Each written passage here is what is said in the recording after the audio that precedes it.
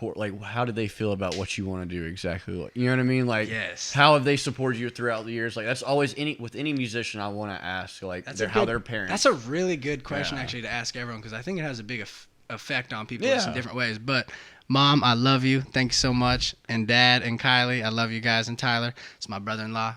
Kylie's my sister. Sweet. My parents are so supportive of what That's I do, awesome. and That's I'm awesome. so grateful for it. Like I wouldn't be here if it wasn't for my parents. My mom has always encouraged me, like, really to be myself, to find my thing. They never forced me in any different directions. They always would expose me to different things, but never force anything down my throat. Even religion, like, I believe in God and I believe in Christ, and they like presented that to me, but were never like, you need to believe in God. Like, even that was very cool. I feel like that's how you come to faith on your own. Mm-hmm. No one can force faith I upon agree with you. that. And my parents didn't force faith upon me. I very much came to it on my own, but they still like showed me, like, we prayed together and whatnot, stuff like that. But also, just in my music, my mom, like, hey, if you like to rap, and they noticed I did have a natural ability at it. Like, every time I would freestyle, like, I do have a natural ability to rhyme, like, I'm not a musician who hears the world in sounds per se. I'm like someone who reads a book and can't help but notice it rhymes, all the words that rhyme on a page.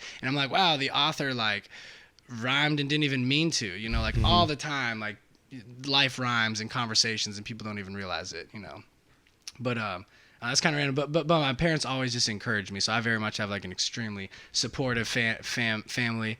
If it weren't for them, I don't know if I would have ended up in Nashville, because my mom actually discovered Belmont and very much encouraged me to do songwriting, because I was a songwriting major at Belmont. Because I was like, bro, fuck going to school. Like, I wanted to get out. I did not want to go to a college, like, and do some shit that I didn't want to do. And my parents agreed. They're like, yo, Blake will not last 4 years out of school if he's not doing something he likes doing. I'm a very like stubborn, strong-willed person. And so my mom was like, okay, let's find something that he likes doing, and it was songwriting. I had been songwriting for years up until it was time to like go to college and whatnot. And Belmont was like a last minute thing for me. It didn't come on my radar till second semester my senior year. I didn't even know it existed.